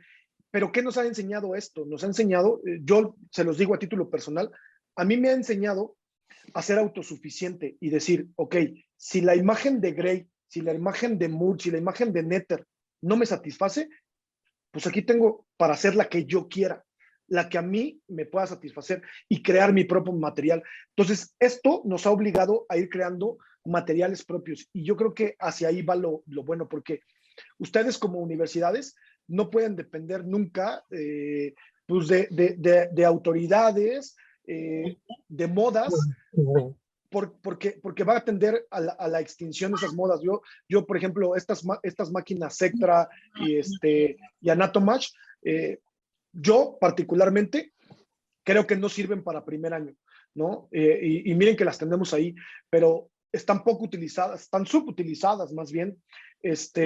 No nos muestran las estructuras que quisiéramos porque son máquinas que están pensadas más para planeación quirúrgica, para el posgrado. Entonces, también eso nos ha hecho replantearnos. Imagínense, compramos 3,000 licencias y nos hemos dado cuenta que de esas licencias ocupan 180, 120, de 3,000. ¿Saben el dinero que representó esa compra? ¿Por qué? Porque al final es una moda, ¿no? Todo el mundo la ve bien, pero ya cuando te vas a la parte aplicativa, pues aplicativamente ya no es tan bueno. Es como, por ejemplo, los lentes de realidad aumentada o de realidad virtual. Nos gustan, lo hemos hecho, pero nos damos cuenta que tú metes a un chico 3 horas o tenlo 1 hora con estos y no los aguanta, ¿no? Entonces, nos ha llevado a ensayo y error de cosas que nos gustan y que podemos seguir implementando y cosas que de plano podemos desechar. Si por mí fuera, por ejemplo, si en mí estuviera, yo no compraría nunca esas máquinas y yo compraría muchos otros más recursos. Correcto. Hay algunas preguntas con respecto a la práctica, o sea, su sistema de la técnica de preservación está patentada, esto que ya no es formol, esta sustancia. Una técnica que le llamamos técnica UNAM. Okay. La tenemos patentada. Eso quisieran algún comentario los colegas. Y para seguir hablando de la práctica, ¿cuántos alumnos por práctica? ¿Cómo fue la enseñanza de la pandemia durante el COVID? Son algunas de las preguntas que tienen que ver con la preparación del material de práctica. Por favor, algún comentario. Bueno, la técnica, como bien les mencionó, nosotros empezamos a hacer pruebas de técnicas que ya existían aquí. Empezamos a probar, empezamos con prueba y error, hasta que nos dimos cuenta que nos iban funcionando algunas otras. Estuvimos cerca de año y medio experimentando, hasta que dimos con la fórmula exacta. Y bueno, pues decidimos patentarla para poder incluso, si alguno, por ejemplo, como ustedes, tienen una escuela de medicina y quieren que ese líquido les llegue a sus países, se puede hacer, ¿no? Sí, digo, hay algunas restricciones en aduanas, pero pues prácticamente para eso se patentó, para que pueda ir a cualquier lado y que tenga esto. ¿Qué se necesita? Se necesita una máquina de perfusión para meter ese líquido. Metemos aproximadamente de ese líquido entre 25 y 30 litros. Una vez que se meten 25 o 30 litros, nosotros recomendamos que se meta a congelación, o sea, que lo metas a congelación durante 15 días, pero si no hay congelación, no hay absolutamente mayor problema, se puede dejar a temperatura ambiente y después de 15 días el cuerpo ya está preparado para nosotros poder trabajar. ¿Cómo se hace ese procedimiento? Nos metemos por carótida o nos metemos por arteria femoral para poder embalsamar el cuerpo. Y listo, ese es el proceso que nosotros hacemos con el embalsamado. Ok, entonces si alguna facultad o escuela de medicina tuviera algún interés, ¿cuál es la forma de comunicarse con ustedes? ¿A la Facultad de Medicina, al Departamento de Anatomía? Para los profesores de diversas facultades o escuelas de medicina que están aquí congregados en esta noche, ¿qué opciones tendrían? ¿Cómo sería la práctica para avanzar en este tema si lo creen conveniente? Aquí justo les estoy dejando el link perdón, ese es mi correo electrónico. Sí, con mucho gusto me pueden escribir y con mucho gusto les contesto. También les dejo la página del departamento. Déjenme copio la página del departamento para que vean lo de el 3D. Yo quiero decirles que yo no soy el responsable del departamento de anatomía. Yo soy el responsable del departamento de innovación en material biológico humano. ¿Qué hace este departamento? Justo lo que les acabo de mostrar. Nos encargamos de la preservación, nos encargamos de mejorar las técnicas, nos encargamos de crear material para los contenidos temáticos y de darle material a anatomía, de darle material a posgrado y de darle material a otras facultades y escuelas de medicina que así no lo piden. Por aquí les dejo el link del departamento que yo dirijo y ahí van a encontrar también este apartado de la plataforma anatómica que les platiqué. Ok, gracias. Otro de los interrogantes que encuentro aquí de los colegas es bioseguridad en las prácticas. O sea, si tienen protocolos para eso. Claro. En segundo lugar, ¿cómo es la preparación del profesor de anatomía para que entre a la cátedra y sea, qué se requiere, cuál es el procedimiento en su universidad? Muy bien. Bueno, empiezo con esta última, que es ¿qué se requiere para ser profesor de anatomía? Una es que pases un examen que pone el departamento y que pases un curso de docencia, ¿no? Eso lo pide como requisito de contratación. Tienes que pasar un curso, o sea, tienes que tomar el curso y ese curso tiene que ser favorable. Esos son los requisitos para entrar.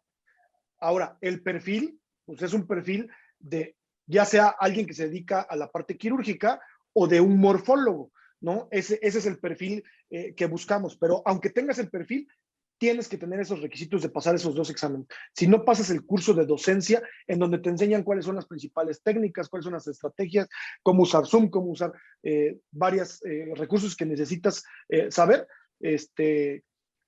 con eso se te puede contratar. Ok. Los anatomistas habitualmente son cirujanos, ¿no es cierto? Una buena parte de los que enseñan anatomía son no, en México no. En México la mayoría son son morfólogos. Hay gente, hay cirujanos, pero ¿Es una creo que especialidad médica? ¿Está considerada una especialidad médica en no. México? En México, los morfólogos es un posgrado, no una especialidad, es un grado académico. Es decir, haces maestría o haces doctorado en morfología. Entonces, puedes ser maestro o doctor en morfología. Ok, como carrera académica, no Como carrera académica, aunque está un poco limitado en México. Solamente tenemos 2 instituciones que brindan la maestría y el doctorado en esto, y algunos tenemos que ir al extranjero porque no había. Yo, por ejemplo, yo estoy terminando mi doctorado en Ciencias Médico-Quirúrgicas en la Universidad Complutense de Madrid. Entonces, me tuve que ir a otro país porque aquí no estaban enfocados a lo que yo quería. O sea, yo quería morfología con orientación hacia la parte quirúrgica y de investigación. Y aquí era morfología un poquito más hacia inmunohistoquímicas, hacer estudios inmunohistoquímicos, o sea, una morfología un poquito menos macroscópica de lo que a mí me gusta.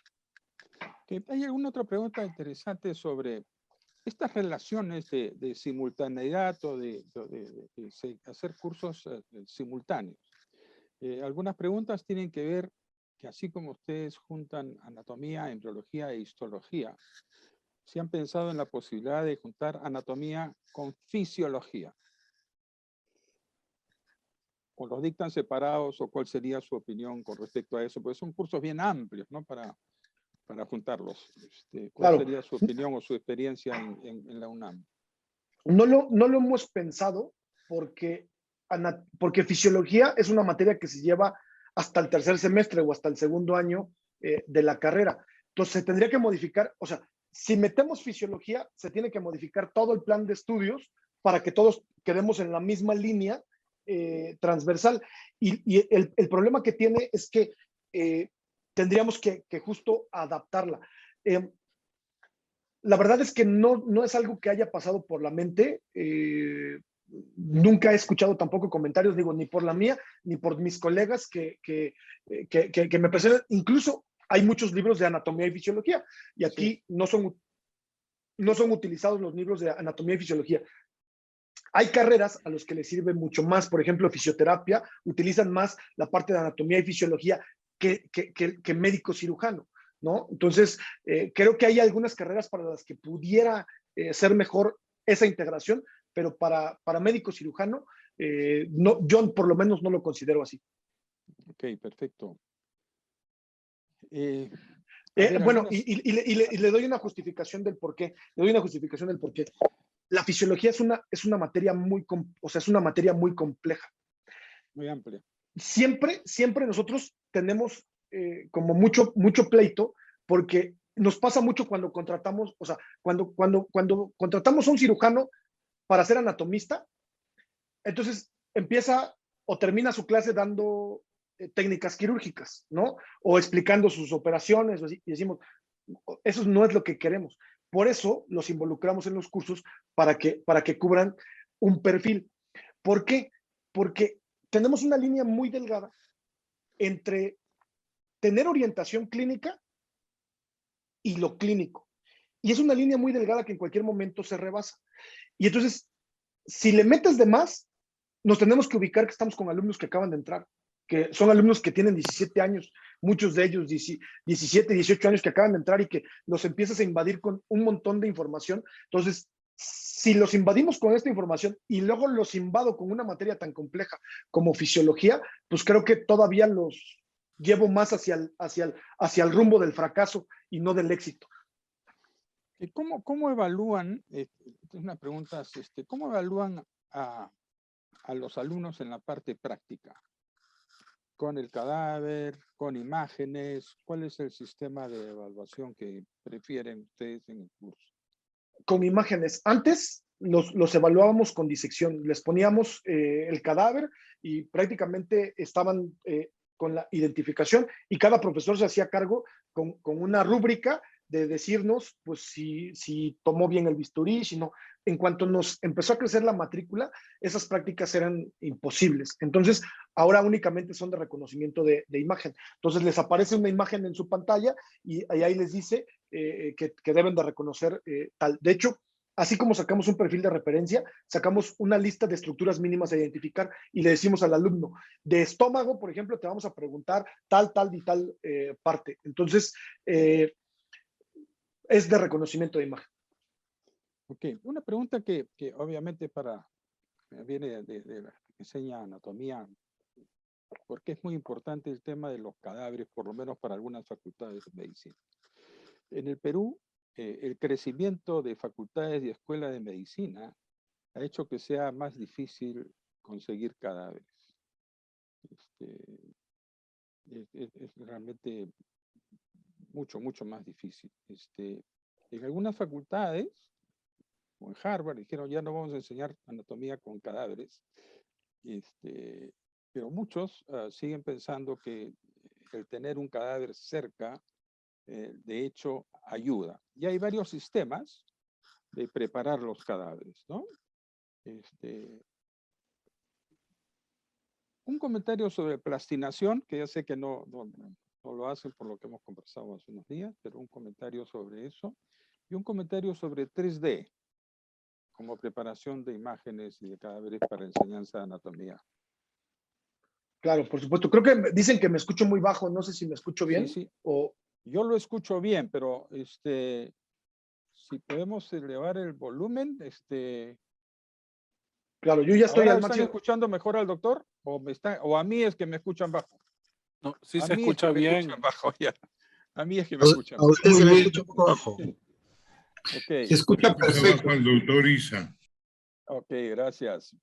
Muy Ok, bien. entonces continuamos, pero más importante que me escuchen a mí es que lo escuchen al doctor Pineda, nuestro invitado. Doctor Pineda, adelante, por favor. Adelante, Bueno, todavía tenemos unos minutos. claro que sí. Bueno, primero, esto de la falta de cuerpos para la enseñanza. Nosotros también, o sea, estábamos como dependiendo de que las autoridades lo resolvieran y otra, que el gobierno lo resolviera. Cuando hacemos un programa de donación, el programa de donación acaba con todo. ¿Por qué acaba con todo? Porque no tengo que esperar si tengo un acuerdo o tengo un convenio firmado con un hospital. No tengo que esperar si el gobierno se le hace buena idea darnos o no darnos cuerpos. Es decir, con que venga una persona aquí en México, y creo que en la mayor parte de los países aplica exactamente lo mismo, si viene y nos firma un documento, con ese documento, en el momento que fallece, nosotros podemos disponer de su cuerpo. Damos asesoría justo legal a eso, si alguien quiere. Son de los temas fuertes para nosotros. Asesoramos a la Universidad de Costa Rica y la Universidad de Costa Rica ya tiene su propio programa de donación de cuerpos. Y bueno, ¿a qué voy? Por ahí vi una pregunta que estaba relacionada a si el gobierno nos ayuda así. Fíjense, aquí el programa de donación de órganos es un programa que depende del gobierno y la gente tiene mucha desconfianza. Cuando nosotros sacamos el programa de donación de cuerpos, por supuesto que creíamos pues que queríamos en el fondo que tuviera mucho éxito, pero una parte de nosotros nos decía, pues no sabemos si va a tener éxito porque pues ustedes conocen a México y conocen que tenemos pues todo un ritual con la muerte, ¿no? O sea, tenemos un mes destinado a la muerte, tenemos mucha cultura acerca de eso, pero no es una cultura en donde hables de la muerte, es una cultura en donde te burlas, pero ya cuando hablas serio, pues como que ahí ya no les gusta a nadie, ¿no? Eso era lo que nosotros creíamos. ¿Qué nos dimos cuenta? El programa ha tenido éxito y ¿saben por qué ha tenido éxito? Porque no depende del gobierno, porque la gente le cree a la universidad y la gente dice, yo a la universidad le debo mucho y con esto es parte de lo que yo le pago a la universidad, todo lo que me ha brindado. Entonces, eso es parte del éxito que ha tenido el programa y que no dependemos de gobierno. Entonces, creo que puede haber muchas interrogantes, muchas dudas, pero también quiero decirles que un programa de donación de cuerpo no es que de repente alguien llegue y lo recibas porque se le ocurrió firmar la carta de donación. Un programa es tener instalaciones adecuadas, tener gente exclusivamente dedicada a ese fin, tener campañas publicitarias, dedicarle bastante tiempo a esto, y créanme que es algo que resuelve, porque además hay mucho fundamento para la donación de cuerpos a la ciencia. Las estadísticas dicen que los médicos somos el tercer lugar como causa de muerte, ¿no? Por una mala práctica. Por supuesto, hay cifras que hay que analizar como a detalle, ¿no? Pero aún así, pues es algo alto, ¿no? Que me digan, por falta de práctica, caíste en una negligencia. Pues bueno, y yo por ejemplo que trabajo con residentes, lo veo. Yo tengo residentes que ya están operando y que de repente estamos haciendo cirugía de cuello y me dicen, doctor, ¿qué es esa estructura? Y yo los volteo a ver así de, ¿cómo me preguntas qué es esa estructura? Esa es la carótida, no me puedes, o sea, tú ya estás operando, ¿no? Pero, entonces ahí es donde dices, bueno, pues, o sea, por supuesto que podría caer en una negligencia por falta de práctica. Qué bueno que lo tengo aquí practicando con nosotros, ¿no? Entonces, en ese aspecto, yo creo que eso es muy bueno. Hablando de la plastinación, que también me preguntó, yo me preparé en plastinación porque yo creí que la panacea era la plastinación. Después, con el tiempo, después de prepararme, viajé a Chile a prepararme para plastinación, viajé a otros lados para prepararme a plastinación. Y ya cuando se veía plastinación, y ya cuando tenía laboratorio de plastinación, me di cuenta que la materia prima no la teníamos y se nos iba a acabar poco, o sea, se nos iba a acabar en poco tiempo, y que de nada me servía porque la plastinación, mucha gente cree que es la panacea, pero la plastinación es una técnica museográfica. Una vez que yo plastino algo, o sea, yo ya no lo puedo disecar, es que hay muchos artículos y mucha gente que le gusta la plastinación que dice que sí se puede disecar, pero puedes hacer 2, 3 cositas más, no puedes hacer como en un cuerpo. Entonces, cuando nosotros nos dimos cuenta de eso, hicimos a un lado la plastinación y dijimos, ok, ya cuando nos sobre, ya cuando tengamos un montón, ya que no sepamos qué hacer, entonces pensamos en la plastinación para hacerlo ya museográfico y tenerlo ya de manera permanente. Mientras, lo tenemos en stand-by. Ok. Una de las inquietudes, obviamente, de un profesor de anatomía y de un alumno que ha hecho anatomía es que antes ocupábamos una buena cantidad de espacio disecando el cadáver. Creo que el 70 o 80% del tiempo era cuando comenzábamos a disecar e identificar las estructuras. En la medida que hay menos cadáveres y hay más imágenes, la disección toma menos tiempo en la enseñanza. ¿Qué tan importante es ahora que un alumno diseque, siendo estudiante de anatomía, o que identifique las estructuras? ¿Qué tan importante para ustedes es la disección como tema de aprendizaje de un estudiante de anatomía? Claro. Pues para nosotros es un tema fundamental y es un tema central. No porque la disección haga o me haga un mejor, saque mejor calificaciones. No lo vemos desde ese punto, pero acuérdense que parte del programa tiene una visión humanista. Entonces, cuando yo a un alumno le enseño el respeto al cadáver, le enseño que esa persona se donó y fue o sea, qué grandeza tiene en ese acto en donde me está diciendo, ahora tú que vas a ser médico, yo quiero que te prepares y que te prepares conmigo. En el momento que hace eso, nosotros vemos cómo le cambia el chip al alumno. ¿Por qué? Porque entiende que ese cuerpo deja de cosificar y entonces entiende que ese es el papá de alguien, la mamá de alguien, y entonces vemos que esto va directamente apegado al profesionalismo. A veces hablamos del profesionalismo, pero el profesionalismo inicia ahí en la sala de disección, en el enfrentamiento, en el respeto. A veces nos quejamos de que el alumno le habla mal a los pacientes y todo. Y si no respetó nunca el cadáver, si le puso apodos, si subió videos, si subió a las redes, por supuesto que eso es algo que demerita. Entonces, no es lo mismo, y eso lo vemos yo ahora que estuve trabajando 2 años completamente virtual y ahora que acabamos de llegar a la práctica, yo lo veo.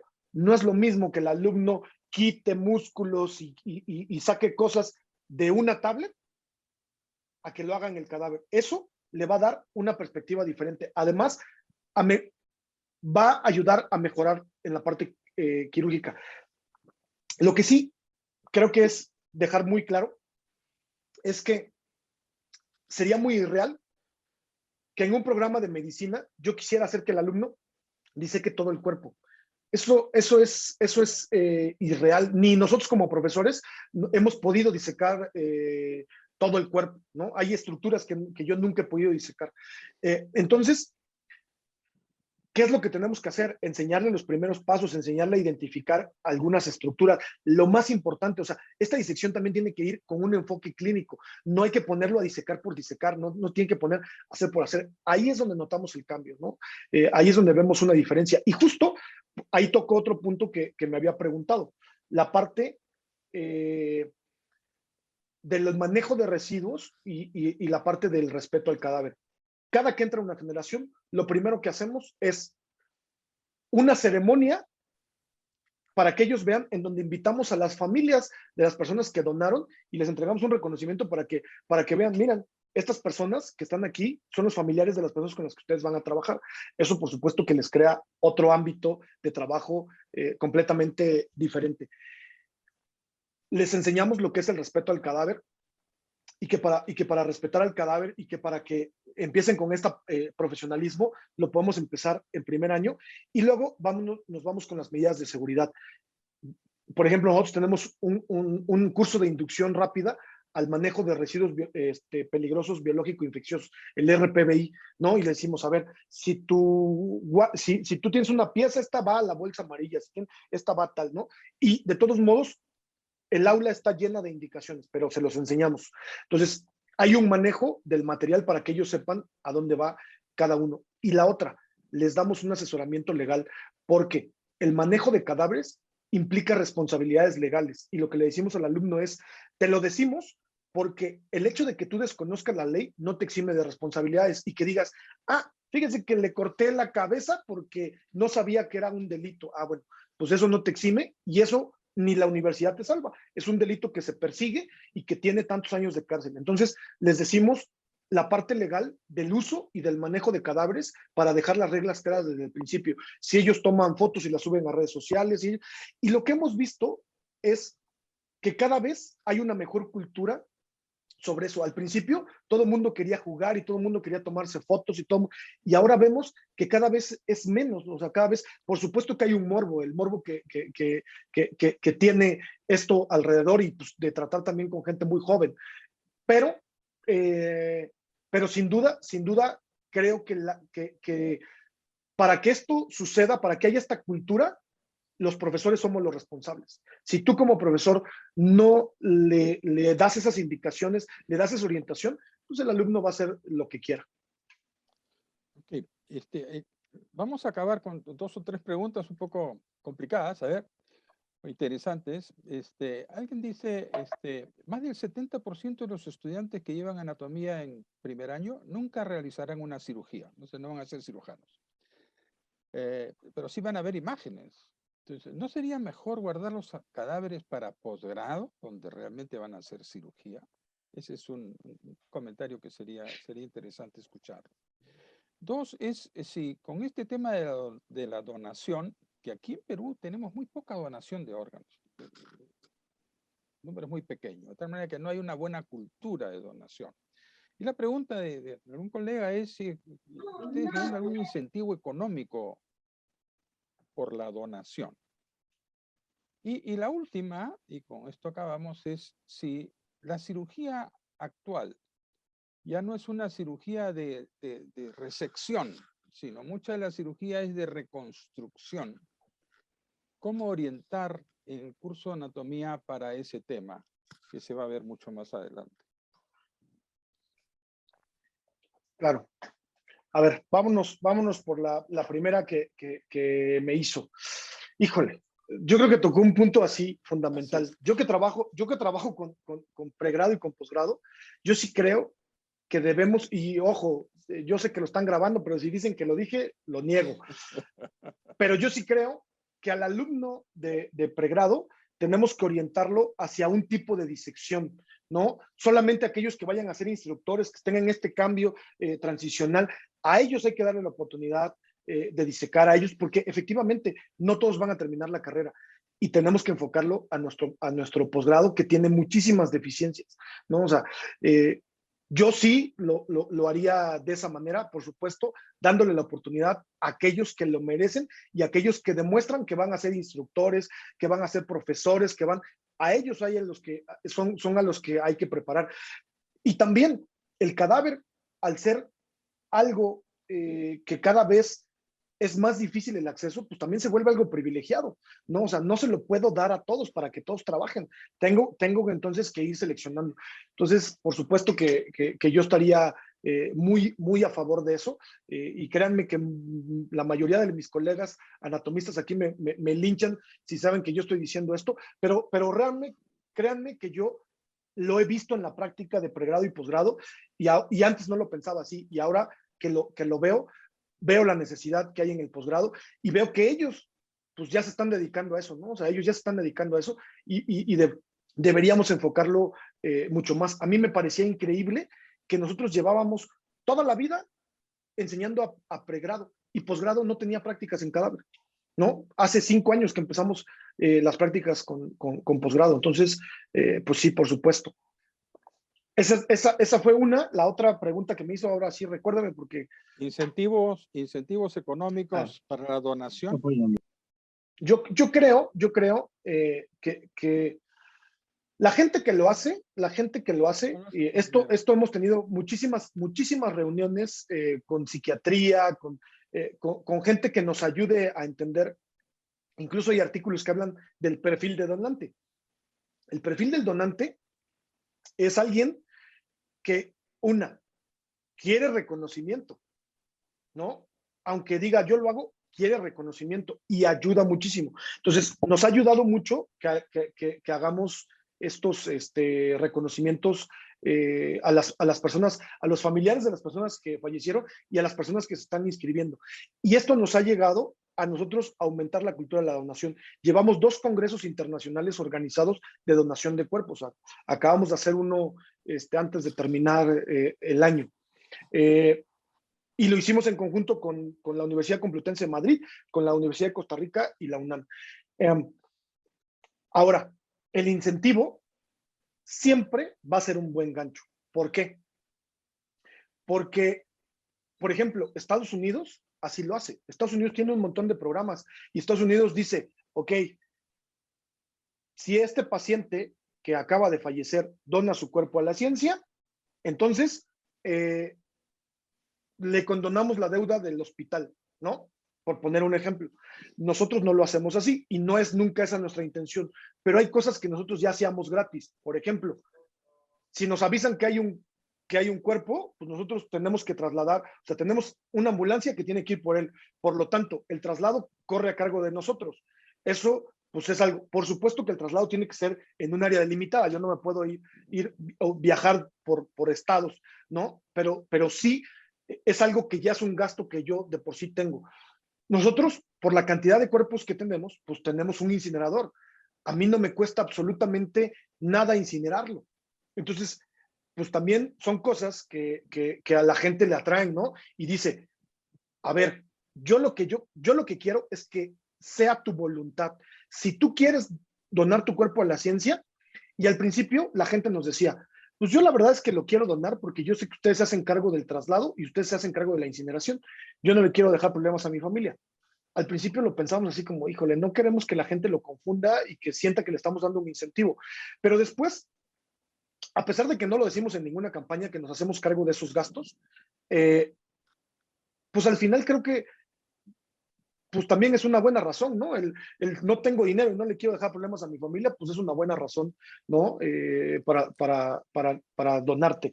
Y bueno, pues es ahí. Entonces, yo creo que hay incentivos que las escuelas tienen que asumir de por sí y que no les generaría mayor costo, como a nosotros el tener el incinerador, pues incluso si hacemos la cuenta de cuánto nos gastaríamos en mandar un cuerpo a un servicio y tal, a tener nuestro propio incinerador, pues por supuesto que los gastos nos favorecerían a nosotros. Entonces, creo que un incentivo nunca es algo malo. Yo creo que es algo que atrae, es algo bueno, pero que no sea ese el motivo de la campaña, ¿no? Que no sea ese su estandarte. Sí. La última, para hacer recordar, es que hay un comentario que habla de, mayormente la cirugía es extraer, en cambio la cirugía actual es más reconstructiva. ¿Cómo se incentiva eso, si es que hay que incentivarlo desde el área de la anatomía en primer año de medicina? Yo la verdad es que en primer año de medicina, yo creo que lo que tenemos que nosotros incentivar es a los estudios de imagen. Por eso les ponía yo esta última diapositiva en donde les decía, la anatomía cambió. No, la anatomía no ha cambiado, pero ha cambiado la forma en que yo veo las estructuras anatómicas. Ahora las veo a través de una cámara, entro. Entonces, si yo no tengo estudios de imagen y si yo como anatomista no me actualizo en esos estudios de imagen, pues entonces, o sea, ahí es donde nos estamos yendo por el camino que no es. Nosotros como anatomista tenemos la obligación de actualizar en eso sin llegar a ser el especialista, ¿verdad? Sin llegar a invadir otras funciones, pero sí con darle una orientación de, mira, esto es lo que vas a ver aquí, esta es una imagen de ultrasonido, esto es una imagen de resonancia magnética, es una imagen de tomografía, de las cosas más básicas. Entonces, en el pregrado tenemos que orientar hacia los estudios de imagen, a una anatomía comparativa con estudios de imagen. Y en el posgrado, creo que en el posgrado no hay reglas.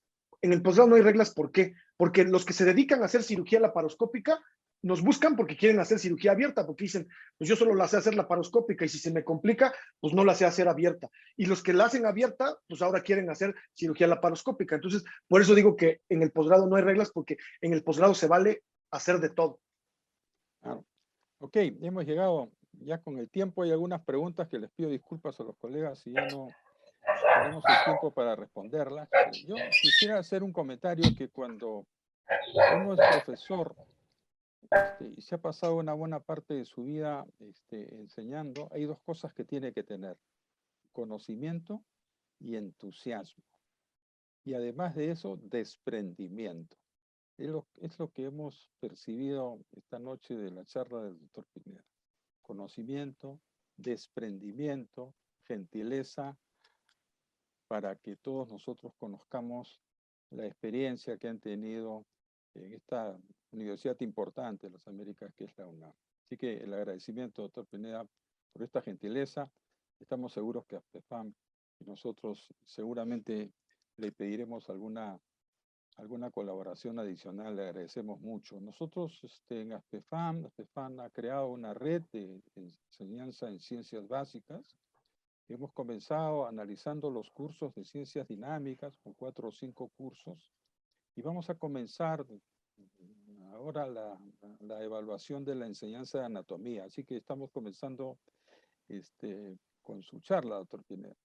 Les comunico a los colegas que son los representantes de cada una de las escuelas y facultades de medicina de ASPEFAM que se han designado para estas reuniones, que los citaremos en 2 semanas para comenzar a hacer la evaluación de qué se debe aprender en anatomía o qué se debe enseñar, cómo se debe enseñar, cuál es la relación con la parte más clínica y quirúrgica, entre otras cosas. De tal manera que los esperamos, esperen la cita, por favor, aquellos que han sido designados por sus señores decanos a esta reunión en 2 semanas. Los citaremos con muchísimo gusto. Un abrazo para todos. Un abrazo también para el doctor Diego Pineda Martínez por la gentileza de su presentación. Y un abrazo para todos ustedes nuevamente y muchas gracias por su participación. Seguimos en contacto, muy amables. Muchísimas gracias. Gracias, buenas noches. Con mucho gusto, mucho gusto. Seguimos en contacto. Doctor Pineda, buenas noches, muchas gracias. Buenas noches. Gracias a ustedes, gracias por la invitación. Muchas gracias con todos. Muchas gracias, doctor Pineda. Gracias, doctor Pineda, doctor Agustinza, gracias a todos. Muchas gracias, buenas noches. Doctor Farfán. Buenas noches. Buenas noches. Llegué tarde, tuve problemas con mi computadora, así que... Doctor Pineda, ¿le puedo hacer una consulta breve? Con todo respeto, doctor Pineda. Por supuesto, por supuesto.